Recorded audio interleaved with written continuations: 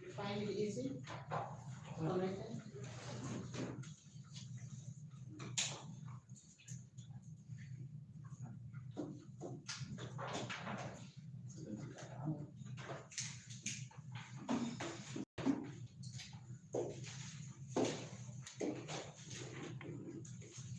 Okay. So now we are going to be looking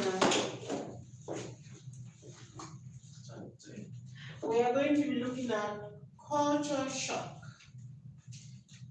This is the one course that each time that is going on, I'm quite pleased because I'm not sure that there is anyone that ever suffered from culture shock as compared to myself. So everybody is learning from me. Now, in this course, we are going to see a breakdown of all what would happen because of the change in location, because of the change in country, because of the change in the family that you are used to. So please take this very, very important. It will happen to you whether you like it or not. And when it does, I do not want you to panic. I do not want you to be afraid because again, you have heard of it and now you can solve it. And we'll be starting to talk about culture shock. We'll start with the objectives. Now, what is the objective when we are talking about culture shock? The first objective we are looking at is understanding what is culture in itself. Well, remember, we just learned about the culture for the people of Qatar. So we are going to know what is culture. We are going to discuss what is culture shock. So after we've known culture, we are going to discuss what is culture shock. And then we are going to go ahead to enumerate the stages that can affect all the stages involved when you are about to experience culture shock. After we have understood the different stages involved, we are now going to know the ways in which we can solve it. Of course, we are nurses. We identify, we diagnose, we treat, and we rehabilitate. So this is us going to start diagnosing, right from us, talking less of our friends and our neighbors, and then trying to see that we pick up from here and make something better for ourselves. Now, for the first thing that we want to share is to understand that every individual has beliefs, has values, and these beliefs and values will affect the way you behave. When you see someone from America, their beliefs and their values will play in their lifestyle. If I see a Filipina, I don't need to be told. I know she's from the Philippines. If you see someone from my country, if you go to my country and you meet an Anglophone, because my country is divided into two, Francophones and Anglophones. We speak two official languages, which is French and English. If you meet somebody that is from the Francophone region, you don't need to be told. Their way of behavior already said it all. If you equally meet someone from the Anglophone region, their way of behavior and their morals and their values will speak for itself. And that is why we are saying that the shared beliefs and the shared values of individuals is going to be a reflection of their behaviors. We are equally going to see a significance of what a family plays into the life of the people. Their teachers, brothers and sisters, the community, how does all of these people reflect on the life of an individual? Now, communication. We already indicated that our fundamental language in this class and after is English.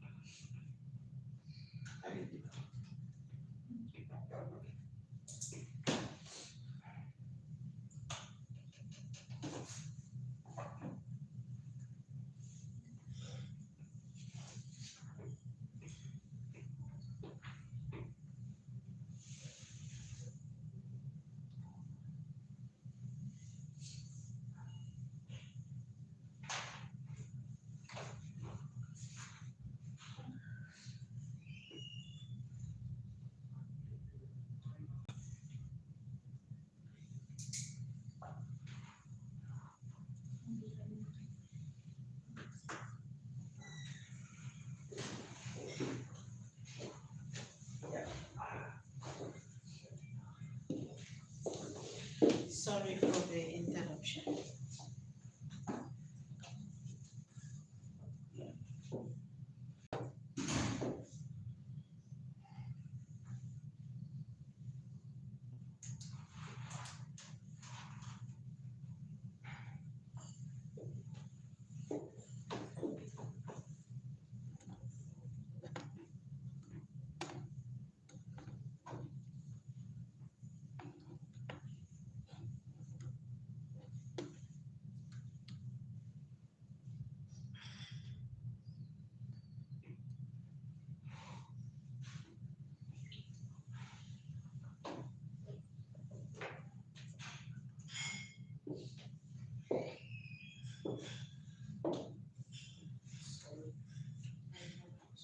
There is one lady from the Philippines who has just arrived. So I need to send a message so she can receive.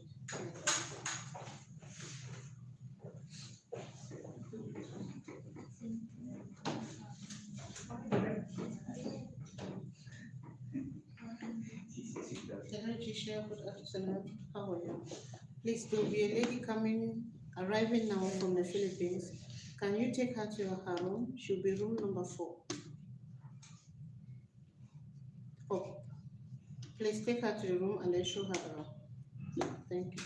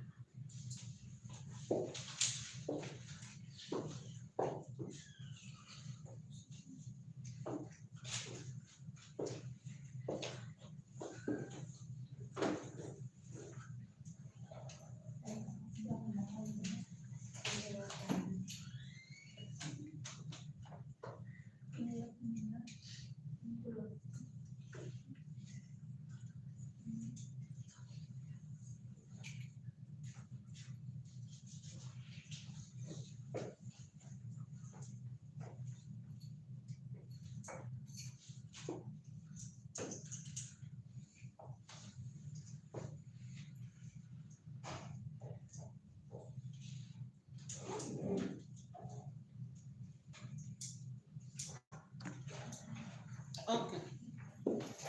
So when you came here, when you arrive at the airport, what is the first thing? What? Somebody is calling now. Am I allowed? He's calling who? Me no. You? She wants you in the office? I don't think so. But yeah, she's calling. He's calling. She's calling. Answer. Okay.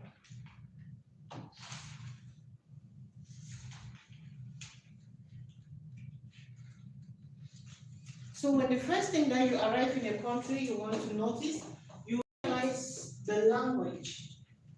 Language is the first identification of a particular. Yes, ma'am. Goodness Jesus.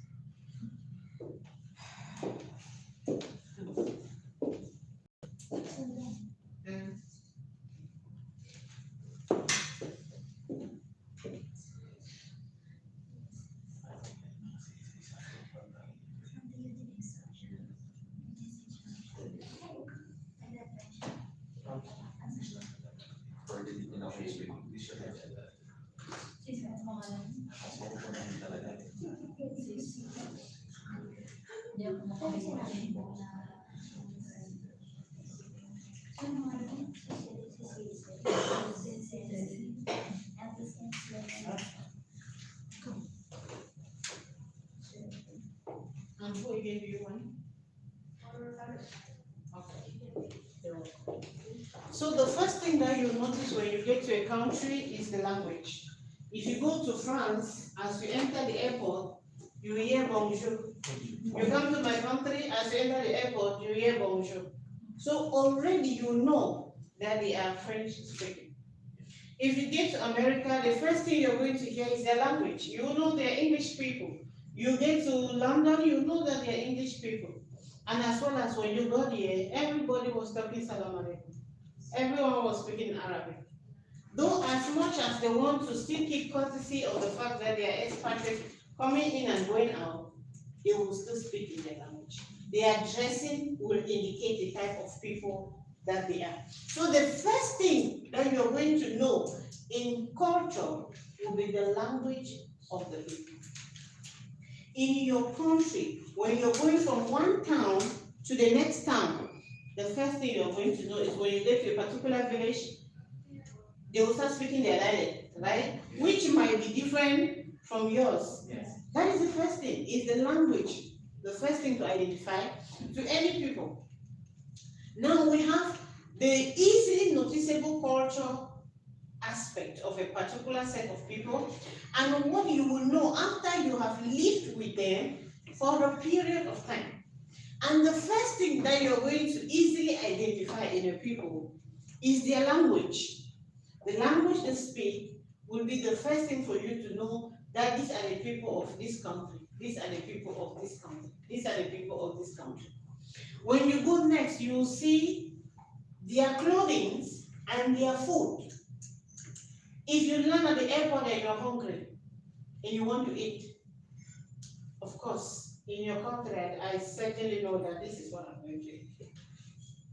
In my country, if you land, my country has a lot of food, so you will certainly eat one of our traditional dishes. You know that you're in Cameroon.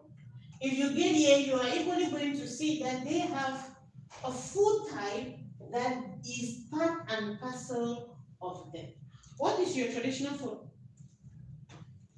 Ugali. What? Ugali, you don't know. I don't. Yeah. That's the name? Yeah. How does it look like? Maize flour. Maize flour.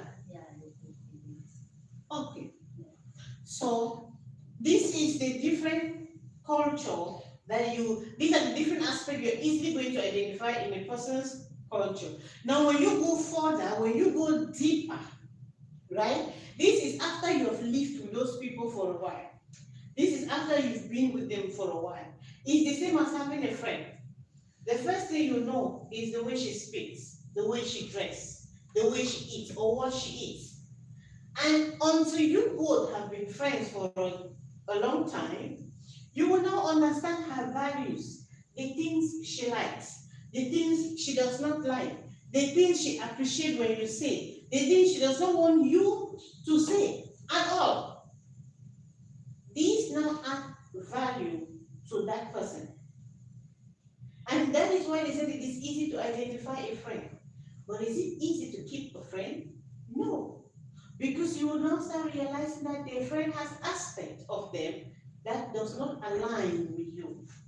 That you don't want that. And then the friendship will be over. It's the same like people, it's the same as a culture. And next, we'll be looking at their thinking pattern. In the same class, in the same country, there are people that are from a particular ethnic group that are noticed to be completely brilliant. There are others that when they ask where you're coming from, they'll say, know that. Yeah, I know that. Now, their thinking pattern can help you identify a certain people. And the thinking pattern will come alongside their morals that has to do with their spirituality. Because a man acts the way the man has been taught, the way the man believes. If she believes that you have to pray 4 times a day and has been taught from birth, she will pray 4 times a day. Because this is something that is in you, you just don't grow and then it goes away. Your thinking ability, the way you classify life, will tell you from where you're coming from. The French person believes in today. Frenchman does not know tomorrow. You know you should eat now, you should live life now to its fullest. If tomorrow you still have life, no problem, will continue. If tomorrow there's no life, no problem. So this is their way of thinking. Now we talk about their beliefs. When you have gotten here, you have been here for a time, you will not know that in Qatar, we don't just have one system of religion. We have the Muslim, we have the Christians, we have the Hindu, we have all these people all together. Now their beliefs is when you live with them. You will not know that like a country like Cameroon, we have Christians and we have Muslims. If you don't spend time there, you will never know that they are Christians and they are Muslims. So these are some of the easily identifiable things that you'll be able to sort out when someone speaks of their country. Like what I said before, if she is from the Western world, of course, we are trained to greet. We are trained to identify ourselves, be it male, be it female. And he, being an Arabic, a Muslim, is trained not to greet a woman or someone from the opposite sex with the hand. So he is bowing as a form of respect according to his culture. She is extending a handshake as a form of respect according to her culture. So they have different cultures, and the different cultures can be found in the way they behave. Does that make her wrong? No. Does that make him wrong? No. We are not wrong or right. We are just different. Okay. Now, equally, and a good example comes from this. We have somebody doing sport in pants and in bra. This is a national uniform. Yes, this is a national uniform. And another person, well dressed, well covered, it is equally their national uniform. So do you think these people are wrong? No. Do you think she is wrong? No. But if she has to leave from her side and join this side, she will have to represent herself according to how that nation wants them to be represented. If she leaves from here and now join these people, she must equally represent herself as the people in which she is playing with. It doesn't mean anybody's wrong. We're just different.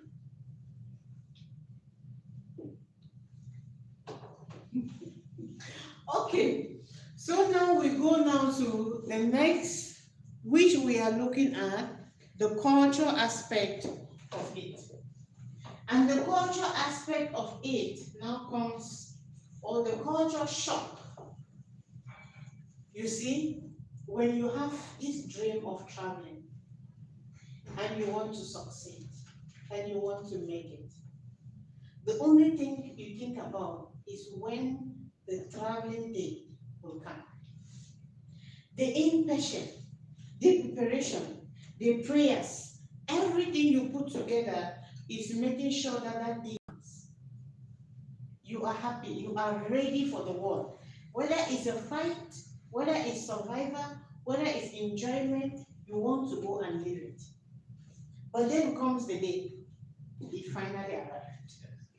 And inside the plane, you are still very much happy, still living the life.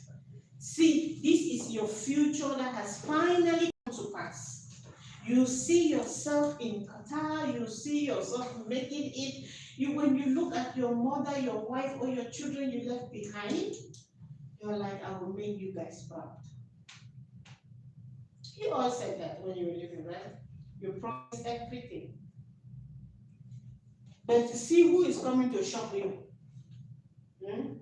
is culture shock. Initially, you are in the plane, you know for sure that nothing is going to change or separate you from this dream. You know for sure that your mind, your brain is set for 2 years at least before you can re-evaluate after 2 years. And this is the only thing you want. This plane, there is no joy or happiness that is in here that can be compared. Because either you are in the plane going to meet your relative and family after 2 years and you are so happy to go, or you are in your home country struggling to get into the plane to meet your future. So it is in this same instrument or whatever it is called, that you have the magnitude of emotions. Either they are happy or they are exploratory, but then you want to know what the end tells you. And then you are ready, you are wondering, you are walking, you are thinking, would these people like me? You're wondering if I reach Qatar. Maybe you have your next supervisor before was a crazy lady. Will the supervisor I have now still be crazy? Yes. I want to tell you that I'm still crazy. And then you're wondering, if you were in a very toxic work environment, you're wondering, will the environment still be toxic? I really want it to change. No, we are not a toxic set of people. We are the sweetest set of people you can ever see. And then you're wondering, will I like them? Will I like it there? Am I sure I want to be a home care nurse? I worked in the ICU before. There's a whole lot of prestige being an ICU nurse. And now you ask, where are you working? I'm working for home care. You don't really want to say it because no, there is no shame. We are only nurses to care, not the location. We are caring for patients that are in need of our services, whether in the hospital, whether a travel nurse, whether in a clinic, whether in whatsoever environment, even if it's on the street. As so long as we are offering care, that is the only purpose for which we are nurses. Now, you have left, leaving everything behind, and you arrive in this kind of chaos. Your head cannot really identify anything at all because everything is new. Now you're here, now there is accommodation, and there are many people in it. There is the people cook in the same kitchen. You are not used to that. But now you are forced to be used to it. Some of us, we are used to because we went for boarding schools. So you get to go and many people in the same place, living in the same area, and cooking in the same area. So I'm a bit used to with that. Now we look at what? The culture shock itself. What does culture shock says? They say that is a profound sense of disorientation. You're wondering, what is a disorientation? A profound sense of disorientation that is remarked by traveling from an area of orientation to an area of disorientation. You are leaving the Philippines. She's leaving from Kenya. You are leaving from an area where you knew everything about it. In fact, even when you are stepping on the road and you see somebody that looks fishy, this guy looks like he wants to take my back. You know already. You know that this area belongs to the bad boys. So when you're passing there, your back has to be well placed in an area that is secure. And if you were wearing high heels, you will start removing them. Because this area, you need to run a bit. With all the understanding of your own home country, your hometown, your quarter and environment, now you're in an environment that if I tell you that I'm going to Mansoura, you'll be asking me, where is Mansoura? I'm going to day, you ask me, what is day to day? I'm going to Rafna, you ask me, what is Rafna? Everything becomes new.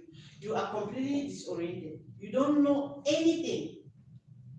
Before, it's not a bad thing. It becomes a good thing. You are happy to learn. But again, when you need something and you don't know where to find it, it becomes frustrating. So this is where culture shock comes in. Because I have learned all these things. I have grown in my home country for 10 years, for 15 years, for 20 years, for 30 years. Knowing everything, everybody. I know everyone. In fact, if anybody comes into the cartier that is new, I know. This lady does not look like she's from around here. To a place where everybody is new. Everyone is new at all. Now, this is what your brain look like at this moment. A black room. You are struggling to sort out things in the room where there is a whole lot of chaos. You don't know which direction, whatever is kept anywhere, you don't know. You don't even know if you're going to fall or stand or sleep or get electrocuted. Everything is black. But this is a happy black, okay? This black is a kind of black that you want to see. You are here and there is black, but you know that at the end of this black, there is some light at the end of the tunnel. And you are curious to go through it even though you know that is black. Now, it comes with what? It comes with stress and anxiety. At first, you feel like, you really do not know how I'm going to adjust. You came in, I just took you, I divided your rooms. I put you with someone that you're not even sure if the two of you are actually going to make it. Maybe you've been in a plane, then you got used to someone else, but now you both are separated. Then you don't know how this relationship is going to end. Maybe you really wanted to be her friend, but just because of the fact that you're now in the same room, you might be afraid that you might see some other person that might be nice, or you might be open to be her friend. So what happened to that your friend? You see? So the anxiety, the stress, the fact that the country is speaking Arabic and you don't even know anything in Arabic. And you are going to be working with people that don't know anything in English. Man, that is going to be some sort of very scary things. But you are up for it. You are giving hope. You are wishing, you are hoping that I will be able to go through this. I will be able to manage the stress. I am telling you until you start working. And after you have worked for 3, 4, 5, 6 months, the anxiety and the stress that comes with language barrier will still be there. A nurse has no language. A nurse speaks the language where she's working. And a nurse has no language because the language of love and care is the same. Be it whichever thing you speak. As long as you speak with someone with kindness, with love, and with care, that is good enough language for anyone to understand. Now we leave our anxiety and stress because we are going to be having it for some period of time. Now let's look at what causes culture shock. We have number 1, information overload. You just arrive. On the very first day, we start telling you what you will do and what you will not do. Imagine having been the boss of the house for many years. Having been the madam of the house for many years. You are the one in charge. You are the one saying things that will be done and what will not be done. You are the one that making arrangement for food. You are the one that tell people clean there, clean there, clean there, get out there. And then on your very first day, somebody start telling you what you will do and what you will not do. Start paragraph. That is going to be difficult. Information overload. Too much culture all at once. Now we are telling you all the things that you would have taken maybe 2 years to learn. If you were not going through this class, you will be stepping on their toes over and over and over and over and be corrected and be shouted upon. But we have decided to relieve you from the continuous chaos by giving you that chaos at once. And because this might be too much for the brain to take, you now get fear and anxiety. Next, role shift, job change, old identity gone. You were in charge of your hospital. Now you are the nurse. You were the supervisor in your team. Now you are the nurse. You were the administrator. Now you are the nurse. You were a lecturer, a teacher in one of the universities. Now you are a nurse. The change in job and position sometimes affect people in a very different way, especially when you have been in the leadership position, the one that gives instruction and not take instruction. When you now go to the other side and start collecting the same instructions you have been given, sometimes not everybody takes them. Many people quit at some point. Like, no, I cannot start afresh. I want to go back. I've been used to being here. There's no way I can come down. That is why I like nursing. Because nursing, you always have something in it that reminds you of who you are. A patient that comes for consultation and vomit on you, you start cleaning. A patient that you are taking care of vomit on the floor, and then you start cleaning. Something will always happen that will humble you, no matter how prideful you are.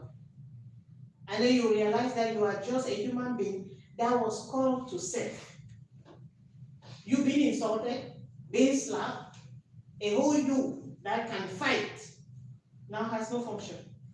Because the only thing you're going to say is, Mom, don't worry. It's going to be okay. She just slapped you, her baby. But then you cannot do anything. That is how nursing is going. Personal shock. I am tired and I'm confused. I come every day for the next 20 to 35 or 45 days. The only thing you're going to be receiving is information. Every day. A change, a counteractions, and everything that might not even align to what you had already learned before. You become confused. You become shocked.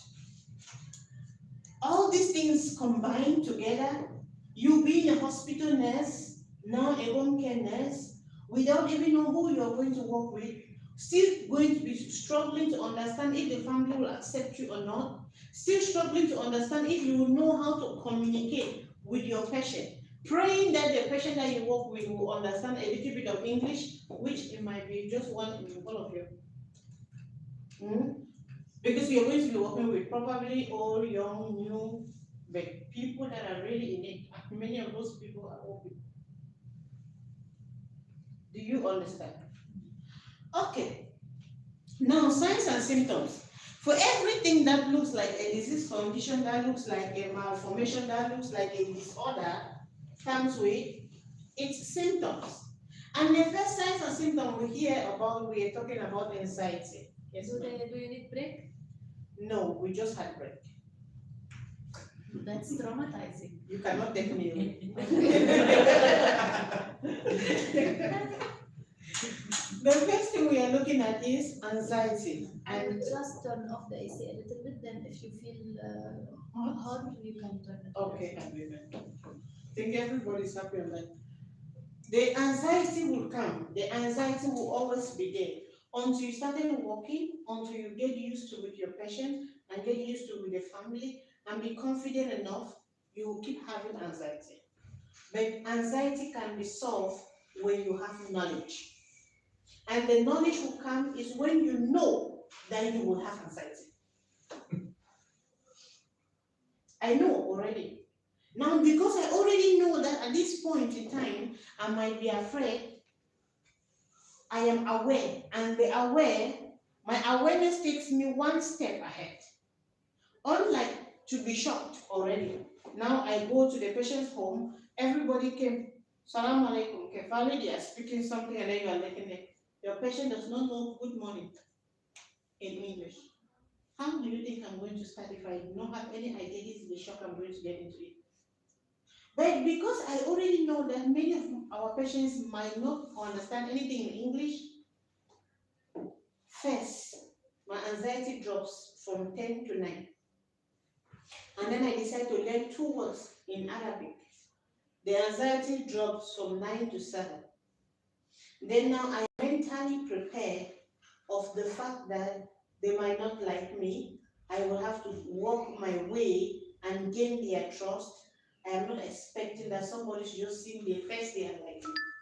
So if somebody says something to me that is not really appropriate, I might not be too mad. Too mad because I'm expecting that one of these 2 scenarios might happen. Now the next is grief. you are going to have severe grief, especially of what you left behind. Your wife, your husband, your children, the lifestyle you have lived. Some of you were living in a very big house, 3 rooms, and everywhere was okay. Now you have a very big bed with a pillow and a blanket. How do you make up with that? So the differences is going to give you, each time you want to go cook, and then you have to wait for somebody to finish cooking, it will bring you back to this. Each time you have to shower, but then somebody is in the shower, something that you usually go anytime, any day, and it is free for you to use, you are going to have grief. Next, disorientation. You want to go and buy something, or maybe a dress, you think they said you have to wear white shoes, and then you want to go to get it, but you don't know where. You start asking. You want to go get some slippers, you don't know where. You thought this month you forgot not to pack a pad, then you need to go get one, you do not know where to go and get it. Frustrated. These were not things you were used to. In fact, you even knew the numbers of the people selling around that you could call for them to come to the house. Next, we'll be looking at resentment. And how does resentment come? You will be angry with everyone. Your face will look like my face on a very stressful day. You are so angry that you cannot even explain. Now you want to talk to somebody, good morning, and the person asks what's good about money. Yeah, I know, nothing is good about the money, so I'll go. I will not pick offense of what you are saying. Because I know already that the face you are attending is that one face that you do not want to see anyone, you do not want to speak to anyone. You are in the same room with someone and the person does not speak to you. Please don't pick offense. The person is at that level where now they feel like they need more of pampering than actually associating themselves. And then on the other side of the clock, there is no one to pamper them. So they just have to gather the shock. Then we will leave from there, we'll go to loneliness. When somebody has been resentful, the next available thing that is easy to do is for them to avoid everyone. Because now everyone is the problem except for them. They are the only good people that are existing. Everyone is a devil. They will want to sit on themselves, by themselves, with themselves. When you meet a colleague, a roommate, a friend that starts avoiding every other thing and wants to be by themselves, please know where they are and start bringing them back to reality. From there, they'll go to insomnia. They have been so stressed that they cannot sleep well. They have been so stressed that they are so disturbed and they spend all day up, all night up. Please wake them up. Because if this is not easily identified, it will cause you more trouble. We will leave from there, we are going to loss of appetite and headache. They don't want to eat, of course. If you don't want to eat and there's low glucose, the next thing that you will suffer from is headache. Is that understood? Who amongst you is already suffering from one of those symptoms? If you need water, drink some. It will help you with the sleep. Which one of you is already suffering from any of this? Where are you now? Okay. Yes, I know you're here in Qatar, but when you look at this, where are you? Are you still having anxiety? A little bit, but it's very manageable. Okay. And are you missing everything home? No, because I always call them. I always call them at night, so it's okay. So it's okay. Yeah. So who is where? Who is now lost? Who is here? Who is resentful? You just feel like every other person is annoying. So please, each time you're here, if you cannot talk to somebody, call me and tell me. At the moment, I feel everybody by accommodation is a problem. And I know where you're going to. Don't get here. When you get here, you'll be going back to the black page. Now, but this one is not a happy black. This is an angry black. Okay. Now with the stress and with the anxiety and with everything combined, we struggle as much as we can to remove you from it. And that is why we are here to support you throughout every step of your journey. Reason being that what? If you do not handle your stress, your anxiety, and your confusion, you are going to carry that stress and anxiety and confusion to a patient who is already confused, who is having anxiety, who is having depression, who's not interested in anything on earth. And then you carry your confusion to her. Who is the patient now? Both of us. You cannot have two patients at the same place. Then one patient will be taking care of one patient. No, it cannot go like that. So we need just one patient and one healthiness. So when you start getting all these symptoms, I need you to find yourself, man up, woman up, and be strong. Because there is somebody who has addition of everything that you are suffering from and need you to make them feel better. Is that understood? Yes. Okay. Now, stages of cultural shock. This is the aspect that you understand that this cultural shock might pick you on our way. And it might make you sometimes, if not really identify, you are going to suffer for 3 years like I did. If you don't know it, you will suffer for a very long time and be miserable. Why being here? Now, we have 4 stages of cultural shock. And the first stage is what we term the honeymoon phase. Oh, Jesus. This honeymoon phase is the night before you travel. How happy you are. Arranging your things. Packing. The whole family is with you. They are making sure that everything is okay. The whole attention is on you. At that moment, you are the center of gravity. Nobody can compete it. The second of part of this honeymoon is when you are in the plane. Now you are able to tell your friends that you made it.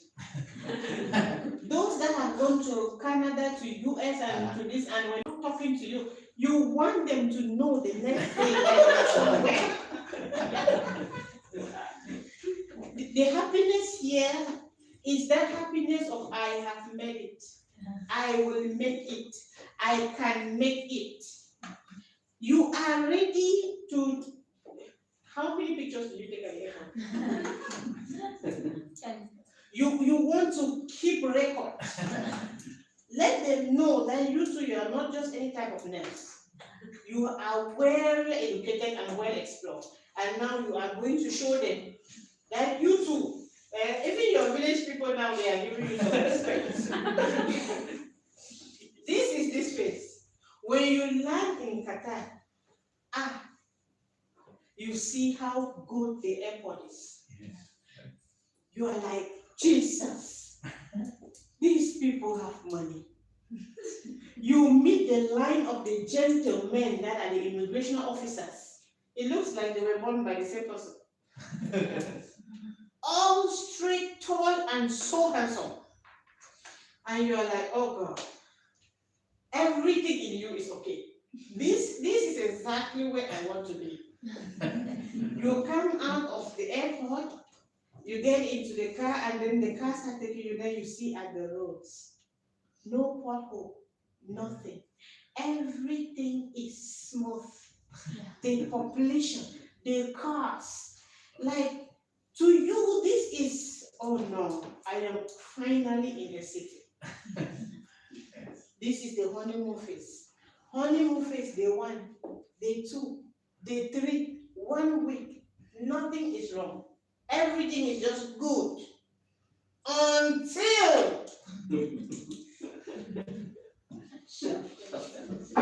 Until after 2 weeks, when now the food you brought is finished. Now you need to go and do something. Now you think that it was nice. We said you don't wear shoes. You need only white shoes and you don't have white shoes, so you need to go back. You don't know where you're going to. Ah, you go to the Filipino market, there was no difference between the Filipino market and the general mall. Everything is the same. You don't have the food type that you wanted. Ah, there's a problem. You left the accommodation just to come to the office. You spent 3 hours in traffic. But why? The first day you did not see it, even though you made 2 hours. The second day you did not see it, even though you spent 2 hours in traffic. But just because we are now here, you notice every other thing. You wanted to go and get yourself a good pair of shoes. But because you are 42, 43, 46, you did not see any size in the supermarket that is 46. In fact, we ended at 40 because our legs are just like this. Yeah.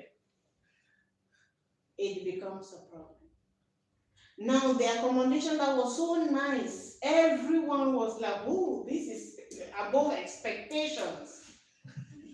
Now you have cooked food, you want to put in the fridge, there's no space. You're hungry.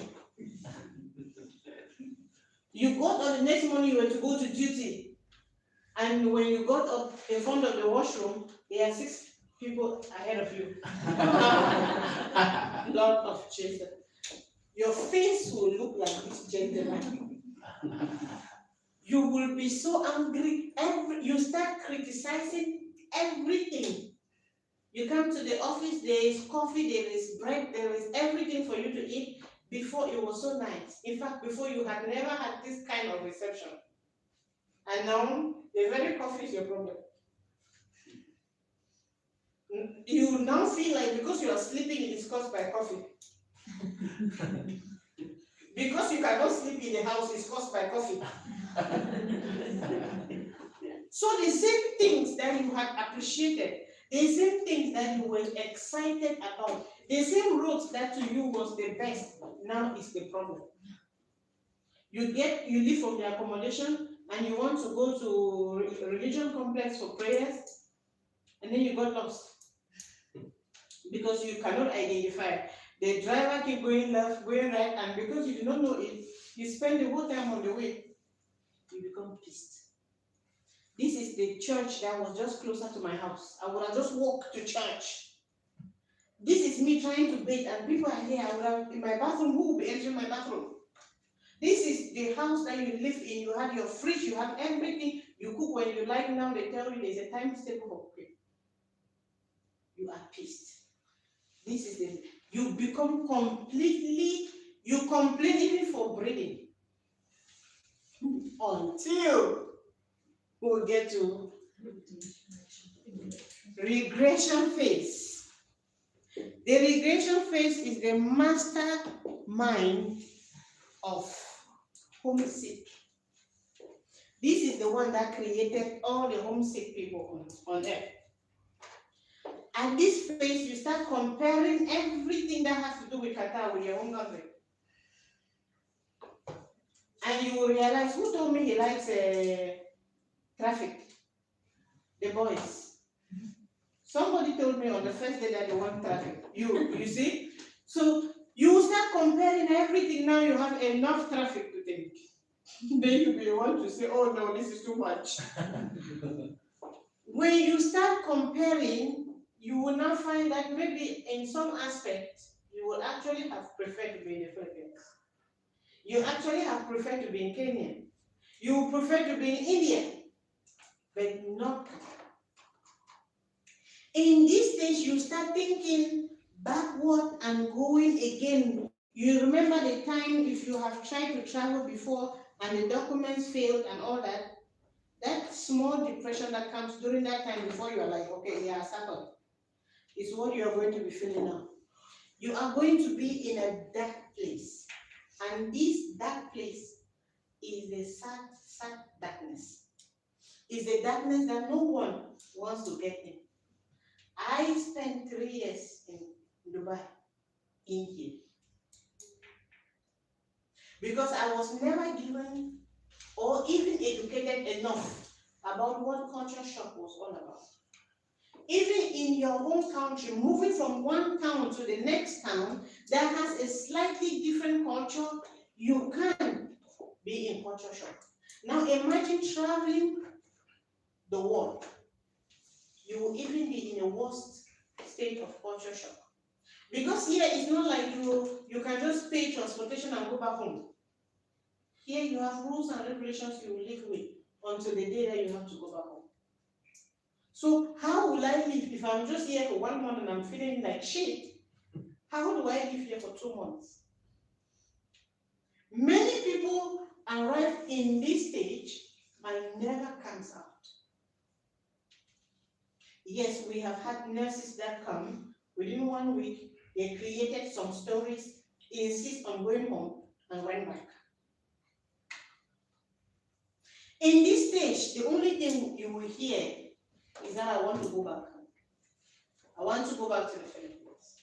I want to go back to India. I want to go back to Kenya.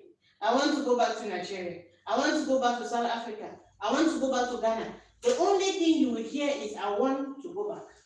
And if they are not given the chance to go back, they will create the stories that will suit them, compelling you to send them back home. So when you meet somebody in this place, this stage is when the person is already being resentful. This stage is when the person is already being lonely. The person is suffering from insomnia. The person is now in that dark hole alone. And it needs someone to pick them out very fast. In this stage, the individual themselves cannot identify where they are. It's like being in depression. You only know that now you are feeling depressed when you start. But when you are already in depression, you don't know again. You are now living a life of someone that is depressed. It looks like another world. And only you who is out of it can easily identify. So I am expecting each and every one of us to be a sister's keeper, a brother's keeper. That when you start noticing your brother behaving a type, you should easily tell them what you're suffering from is you being in stage 3 of culture shock. Remind them. Remind them. Let them know that this is where they are now. The person insults you, you pick their shoes, they have a problem, you dry their dresses, they have a problem, you bring them food, they have a problem with everything. Please do not take it personal. Just identify it and help them walk out of it. Because this stage 2 will pass. You are just in your stage 1, still enjoying honeymoon, until I will start hearing the complaints. They will come. Each and every day, this one is telling you that something happened. I just went out, oxygen ran away. Everything becomes a problem. And when you get in here, there are only those that are close to you that will identify. Or when you come to class and they start asking you questions and you start answering with attitude, we already know that now you are in that phase that does not want to see any other person. Is that understood? So please, be kind, be patient, and try to help people when you see that there is need for help. Okay. Now, this stage 3 will be coming with us already finishing our 1 month, and we are going into 2 months. We'll start explaining how we have been in the office for 1 month doing nothing. In my home country, I was working. I'm never used to sitting on one position, blah, blah, blah. All those stories, I know them already. Now, we are already maybe 28, 29 days, and then 30 or 31st. Upon sitting, you hear your alert. You have an SMS. You look, there is a bank alert. There is no message on earth. No message on earth that has a lot of importance than a bank alert. When this bank alert arrives in your phone, now within your few days or your 1 month, you'll be receiving cash until they create your account. And then when your account finally comes, and you have this alert, You're sitting in class. They just closed, you went home. Yeah, salary pay. It was automatic. Join. Automatic. Even if you were crying. Every you see the alert. No, every other thing becomes okay. Okay, no, anything you say is okay. Nothing is wrong. I'm happy. You are happy. See, there is nothing that helps to solve homesick and stage 3 as much as an alert. Now, your mother had told you that her eyebrow is broken. Told her that it will be arranged. Your brother will write you and say that his knee got broken. You know all those lies we tell our parents. This is now that you know that your old parents they learn well. You will know that they learned well. They will tell you before your father will say that his car is broken. And then after you send the money, you will still send you another message that they say there's another part again in that is still broken. Yeah, they learn well. They will show, oh shit, they will show you something. Not the talk of your junior brothers. Oh Jesus, those ones, they are not of this world. They know that everything you are working is for them and their problems. And they will make sure every month they have a problem. When you receive that message, this is the only time you will see why you are here. For this 1 month that we keep talking each day, you will not see any purpose, any reason why you are in this office. But on that day, that is the day that many people that have never written me will write me. Ma'am, thank you. I'm like, why are you thanking me? Because now everything's okay. Everything. You send money home, all the problems that they had listed will be solved. And you are like, come on. Before in the Philippines, I was taking 35,000. I was taking 40,000. I was taking 50,000. And now, your salary has multiplied. Like you can solve your problems and you still have change. I mean, in change that you have even saved, like you save money and then solve problems and then it still change. This is something different because that change is what you really know if truly the function of Kaka. Before our money was never good enough to solve problems. Not to talk of savings. Savings was never one of the functions of Kaka. And then change, no, you will never have it. Even into the next year, you're never having any change because problems is not good enough. Rent, food, school fees. First, your mothers do not even count that you're working. They were just like, work, care for yourself if you can. Because they are moms that you still call, Mom, I think I still need money. Because the one you have is not good enough. But now you have money to do everything. You have money to save. And then you still have change.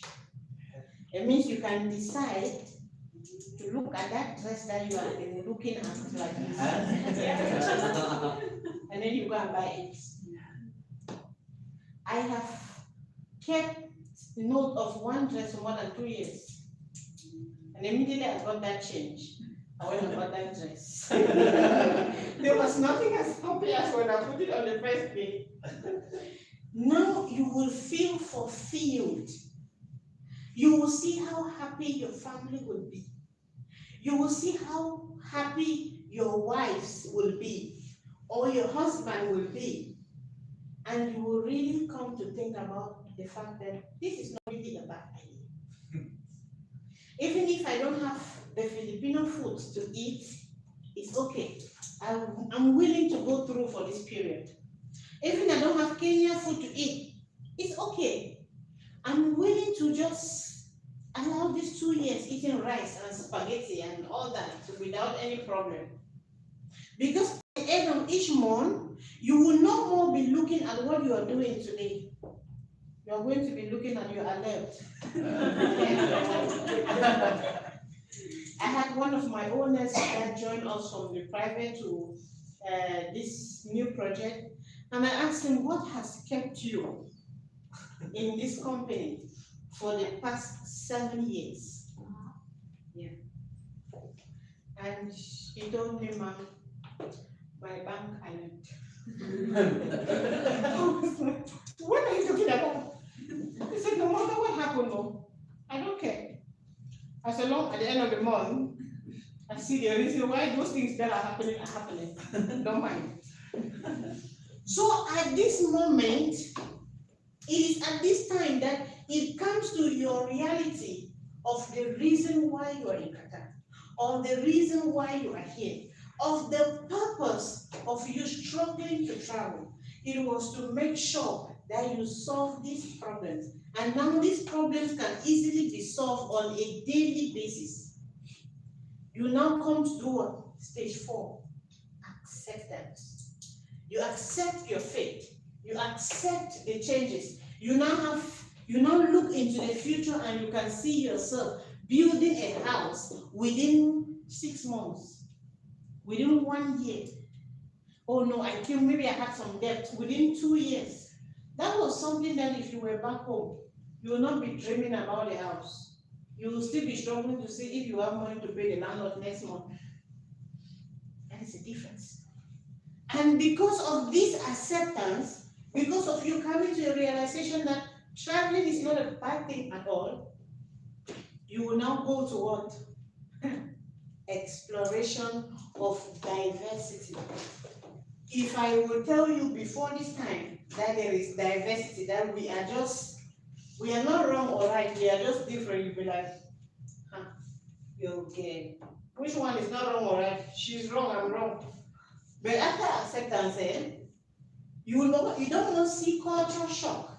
You now see cultural diversity. When you come and I give you fufu and okra to eat, you will enjoy yourself. It's not about the food anymore. It's not about the people anymore. It's about the realization of the fact that your dreams can be achieved. You will now take your time. You will go and you will see the different ways and you will incorporate yourself in the life of the people of Qatar and every other person. Now, when we talk about home care and when we talk about nursing in our home countries, we don't have prayers, one of them. Prayer is not part of our care plan. But here, prayers becomes part of your care plan. Because prayers here is part of and parcel of the people. So you must put prayers. You must go to segregation. Here, men and women do not sit in the same environment. So the sitting area for the men and there's a sitting area for the women. So you must learn that even in homes, there are parlors for men and there are parlors for women. It's not the same thing. The sitting areas are different. So you must understand that. Consent. Everything you do here, you need to take consent. Even when giving medication, even when giving food, you need to ask and get the approval, then you give it. Next, we need to be looking at the sleeping pattern. Between some period in time, they'll be sleeping by morning and staying up all night. During Ramadan, they will be up all night. And there are some period that they'll be sleeping normally, they'll be up in the afternoon and sleeping late. And some people sleep very late by 1, 2, 3. You need to know their sleeping pattern. We go to visitors. How do we respect or how do we receive visitors? Here, you get to learn that. And the language barrier, which will not be a problem for you to meet up because the time actually has come for you to do that. Now, how do we cure all these things that we have learned? How, if I am now in stage 3, which I always say stage 3 will just go away after first alert. There will be no stage 3. You are jumping straight into stage 4 and you are happy. But most often, some people delay. Most often, some people are so far gone that even though they are happy that they have the alert, deep down in them, they are still sick. Do not panic because it happens. It happens to everyone. It happens to me. It happens to you. It will happen to each and every one of us at one point in time. Prepare yourself, and the preparation that you'll be having is the knowledge that you received. When you know it, it reduces the gravity of what will happen to you. Next, study and scout the country. Study the country. Work, live. Don't just work. When you work and sleep, you live a miserable life. And you are going to blame everybody in your home country that you are supporting. When you work and you're on your day off, go out, see places, live a little. That way you get fulfilled of the fact that you are equally living as much as taking care of those that are back home. From there, give yourself some time. There is nothing that time will not solve. Because some people will get here after 1 week, after 2 weeks, they dive into stage 3 and they just want to go. Immediately, they want to go home. Now, give yourself some time. Tell yourself, okay, I'm here, this is just 1 week, this is just 2 weeks. Let's see how 1 month will look like. Let's see how 2 months will look like. When you start a patient and they start giving you problems, and you come back to me, I always tell you it's okay. Let's give them some time to welcome, to warm up to you, to accept you into the family. Because when we take a hurry and say, no, the family is bad, no, they are not bad. They don't just know you yet. You need to prove for yourself. Now, make use of friends, family, and support. Always, I encourage each and everyone to have a friend. Have a friend. Either the friend is the one that you gossip with, or the friend that you do business with, or the friend that you go play with, or the friend that just have a friend. But I don't encourage gossiping. Now, what is gossiping? Gossiping is when I'm a friend with you, and I'm a friend with you, and I'm a friend to you, and I'm a friend to you. I hear from here, I give it there, I hear from there, I give it here, I hear from there. You are a virus.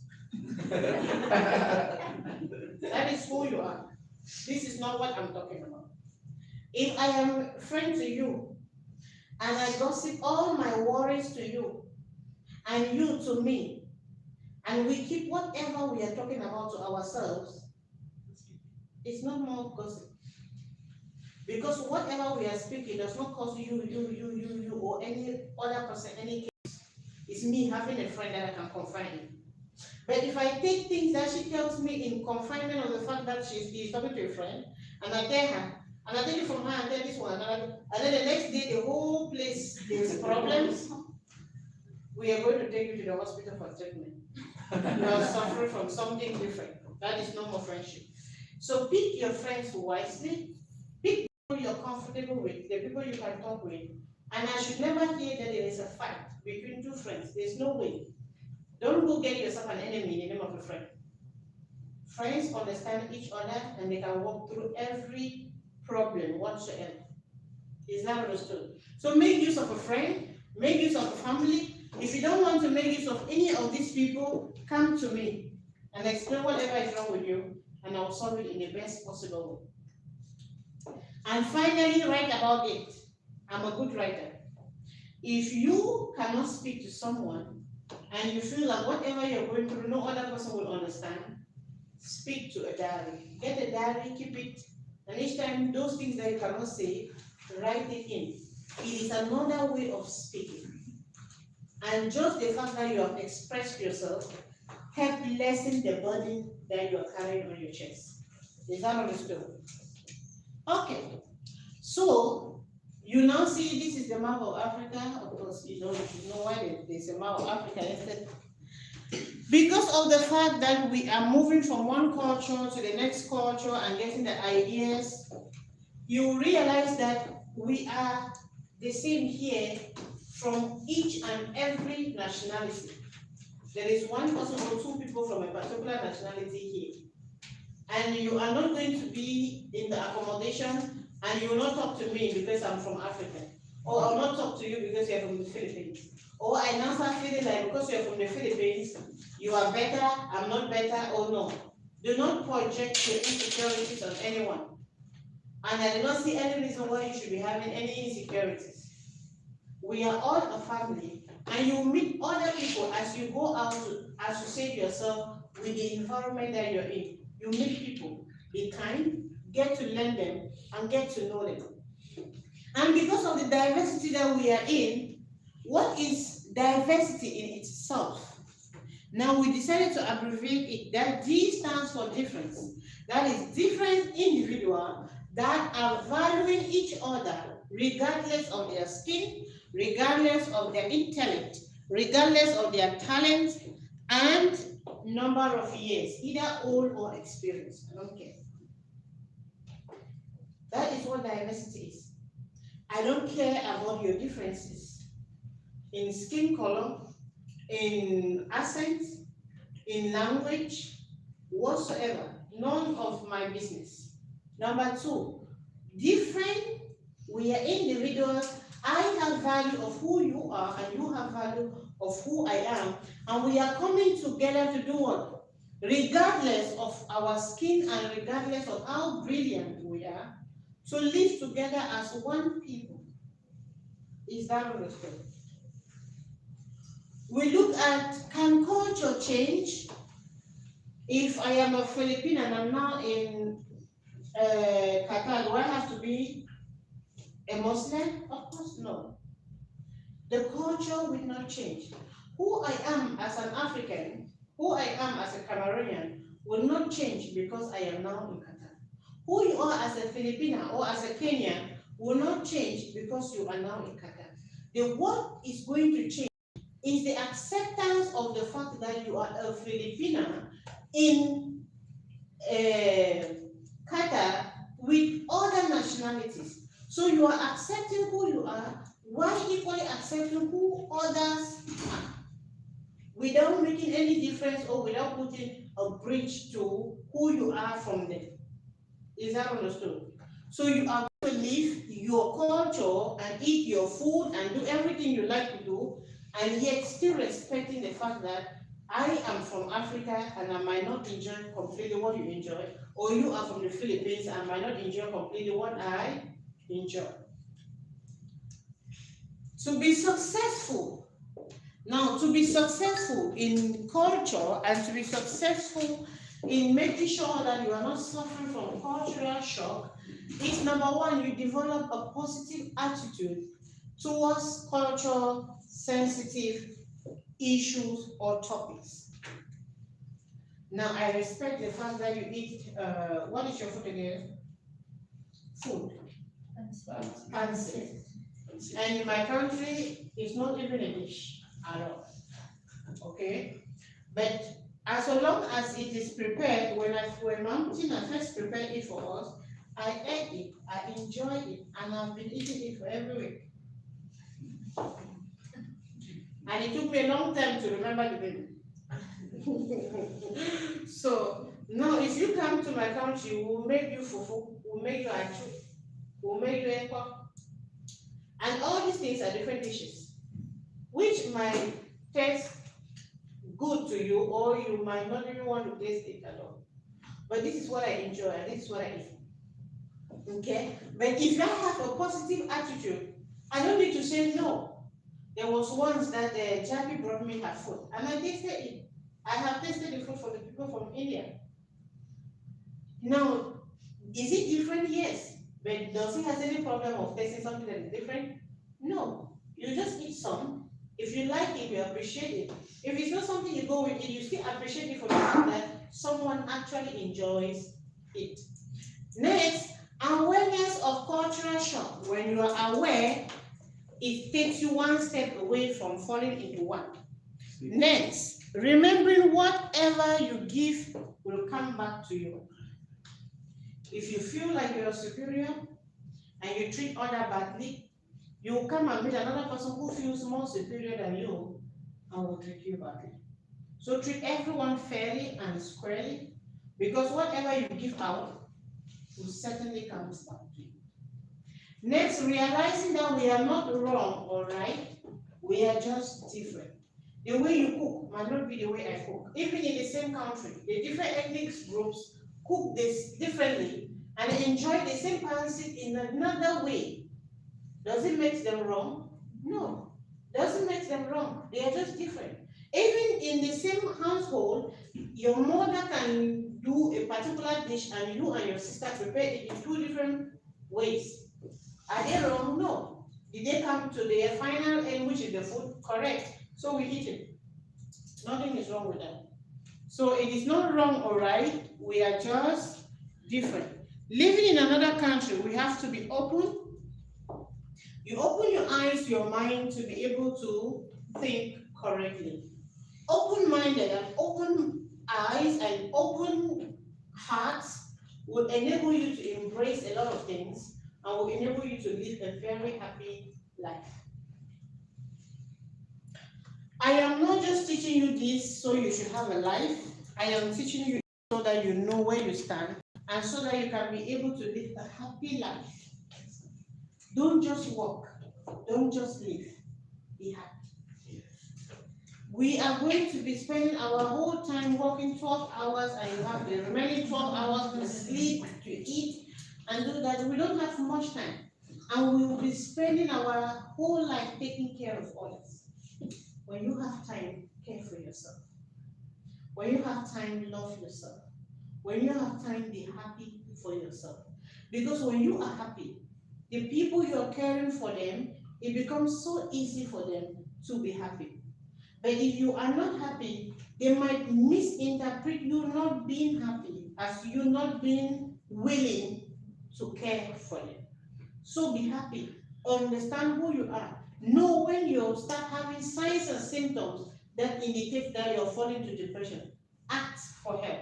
If you cannot ask for help because maybe you've noticed it late, please be there for each other so that we can help live a better life. Not just surviving or not just walking.